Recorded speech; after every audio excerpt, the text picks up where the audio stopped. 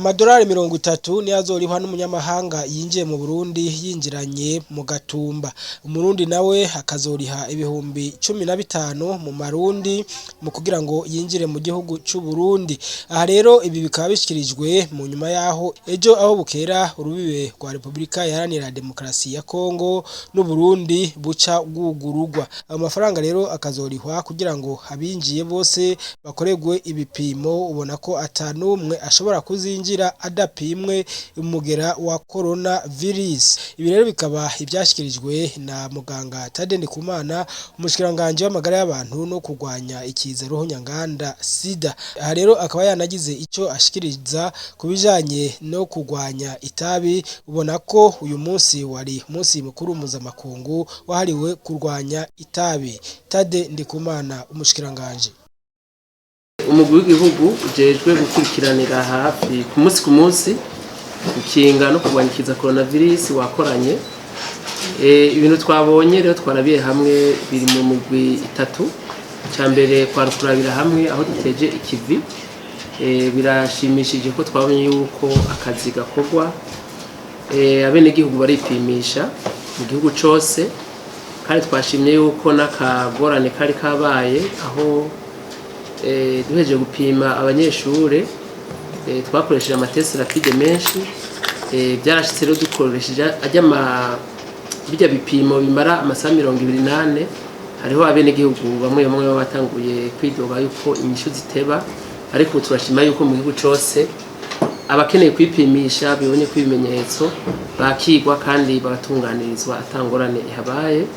Kiri naco nuko twabonye yuko abantu batowe kumugera wa coronavirus bafashe ijya miti tubaha bakira ku rugero rushimishije. Cya kabiri turako turarabira hamwe ko twabashikirije ivyerekeye ingene kuba ukugururwa k'umupaka wa Gatumba. Ivyo rero navyo twabiravye dusanga nkuko twabimenyesheje ejo ku munsi wa kabiri guheza saa 2 yuko abarundi bashobora kuja muri Kongo canke abakongomane bakinjira baciye ku mupaka wa Gatumba. Rero nkuko mubizi dutezwa gupima abinjiye bose nkuko bisanzwe bikorwa ku kibuga c'indege. Rero mu gihugu twabonye yuko byoba vyiza kubera babagiye canke abinjira nabo nyene bogira ico baterereye, kuko murazi yuko ibipimo bikorwa amahera menshi. Rero twashitse ku ngo yuko ari umuntu w'umunyamahanga yinjiye azoriha amafaranga idolari 30, kandi bose bazopima atanumwe avuyemo. Ari umurundi nawe akareha amafaranga 15,000. Ivyo rero bikazoca biba ni Kobero cyo kimwe ni Mugina. Ica gatatu twarabiye hamwe ingene kuba ukorohereza abasanzwe baza n'indege byerekeye quarantaine. Mugabo inyungu twashitseko bisabwa yuko tuyishikiriza abarongoye igihugu kugira ngo bagize ico babivuze ko. Turizera yuko mu misiza naho nyene tuzoraba ingene ivyerekeye quarantaine byogabanuka kugira ngo ingenzi zikubandanye zigendera igihugu kana barundi bashobore kuja mu mahanga atangorana. Kuri rusangi rero nivyo twarabiye hamwe. Icyanyuma novuga nuko umugwi basubiye gusaba abene gihugu yuko bobandanya bashira mu ngiro zijya ngingo nziza zo kwikingira no gukingira abandi kiza coronavirus, na cyane cyane ko araba kenshi n'amazi meza n'isabune, kwirinda kuramukanya bahana iminwe cyangwa bagwana mu nda. Ko turana yuko naho Imana yaduhaye agahengwe tukabona yuko ibintu biko bigenda neza, itwijajare kuko murazi yuko iyo umuntu atikingiye zijya ngingo zirafasha cyane. Turana yuko kenshi na kenshi basa n'abariko badehukirwa, ariko turasaba yuko bobandanya bamenya neza yuko kwikingira coronavirus biciye gukaraba kenshi n'amazi meza n'isabune bikinga n'izindi ndwara kandi sanzwe zibangamiye amagara y'abene gihugu. Nyakubahwa mushikiranganje w'amagara y'abantu no kurwanya sida, mu gihe gatoya nsubira inyuma, muravuze yuko ejo hazoba ibigururwa ry'imipaka, hanyuma abantu bashobora kwinjira abandi bagasohoka. mbega none ko hariho abarundi bari muri Kongo bashobora kuba bafite impapuro zaheze z'inzira bizogenda gute canke hategekanijwe iki kugira ngo mworohereze abo barundi bacu? Murakoze cyane mu bisanzwe ivyerekeye muvyumve neza ni umupaka wa Gatumba wonyene co kimwe n'Ikobero hamwe ni Makamba Mugina. Ivyo nivyo tuzoherako muri iryo tegeko nshikiranganje ryerekana ko ayo mafaranga bayariha kuri iyo mipaka itatu. Tuzoja turabira hamwe rero turaba ingene yindi mipaka murazi ko ari imipaka myinshi duhana ubuyo na Kongo, ubu tuzogurura mu Gatumba gusa. Kuvyerekeye impapuro z'inzira n'ibindi mu bisanzwe inzego zirakorana. Twebwe tuzoraba ivyo gupima mugira wa coronavirus mugabo abakozi bo muri immigration ba mu gipolisi ca pafu canke abandi bazaba bari ku mupaka. Iyo umupaka rero wuguruye service zose zisabwa kugira ngo ibintu bigene neza zizoba zihari. Nibaza yuko izoheza bigakorwa n'abasanzwe bajeje kubitungana. Yakuba gushikiranganje mwavuze yuko mu gupima umugera wa covid ko ingwara ziri mu kubaha inyishu abantu, ariko hari abantu bavuga ko inyishu ziteba zimara iminsi ine. Mbega mwamwe ko murabizeza ko bapima umuntu inyishu zonyaruka? Murakoze cyane. Nibaza yuko ibyo byarabaye nivyo. Iyo dukoresheje n'ubuhinga dukoresha, iyo dukoresheje PCR birasaba yuko umuntu arindira nk'amasaha 28. Mugihe iyo dukoresheje ibyo buhinga bunyaruka dusanzwe dukoresha hagati mu gihugu umuntu ataharotse inyishu. Nibaza yuko twotandukanya abafata ingendo bakeneye urupapuro rwa certificate nabe n'igihugu muri rusange bipimisha. Ubu munyagihugu hagati aripimisha mu 15 bamuhaye inyishu.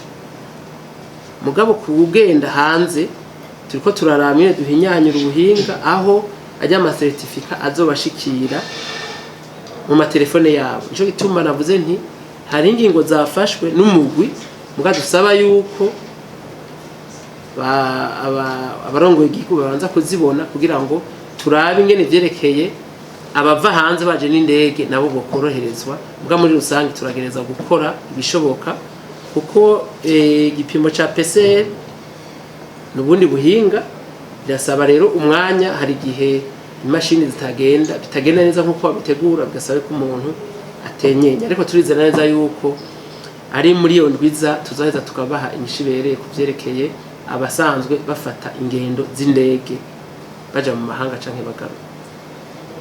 Murumva neza ko abo dupima hagati mu gihugu agiye kwipimisha arara aca twara inyishu ko biri.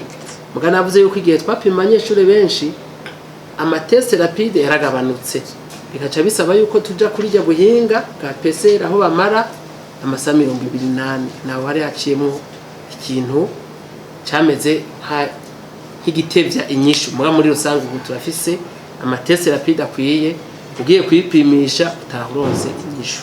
Zijya nyubako tuzugurura ejo, nibaza ko tuzoronka kanya kujana namwe kugira mu bibone.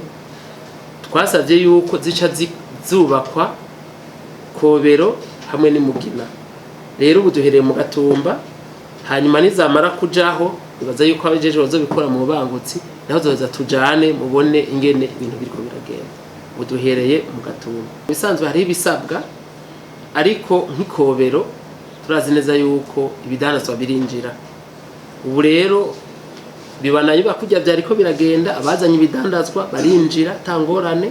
Muga turasaba kugira ngo tworohereze abacikobero bose canke Mugina, tuzobanza dushireho zijya nyubako kugira ngo nabyo tusobe tugende turabe hanyuma, kuko birasabwa yuko haba hari inyubako zikwiye kugira ngo akazi kagende neza. Nk'Imugina murazi neza yuko abafise urusha rwo guhaca barinda ibipimo babanza kujana ku bitaro by'Imakamba canke Nyanzarake hari Gatambo.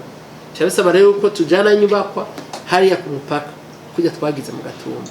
Duhereye mu Gatumba mugabo tuzoca tubandanya n'Ikobero hamwe n'Imugina. Nk'Ikobero hari asanzwe hari inyubakwa mugaza amahembe, murazi yuko kenshi zirononekara kandi birasabwa yuko twashira ibintu birama ku buryo ibiza ntawo ziyo bizanana n'ikindi kiza kije twasanga dufite inyubako zishobora kumara imyaka myinshi.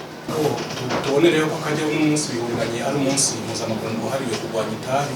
Mbega hakajambo mu kivuga ko murakoze cyane.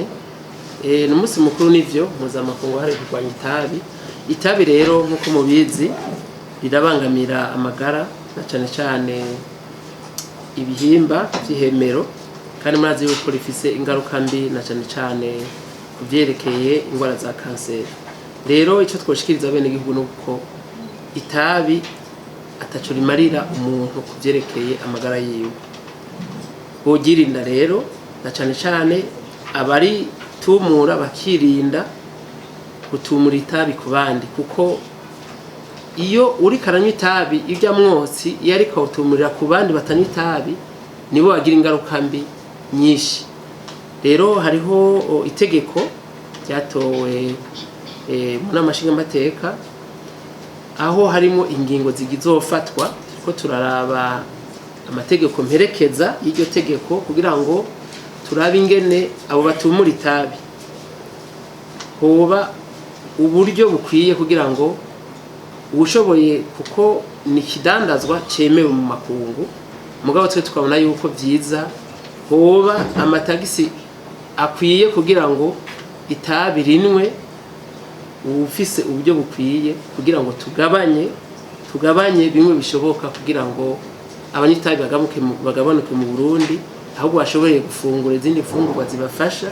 Urimo itabi ibaza yuko atakamaro bifise muri imboga canke ibigori.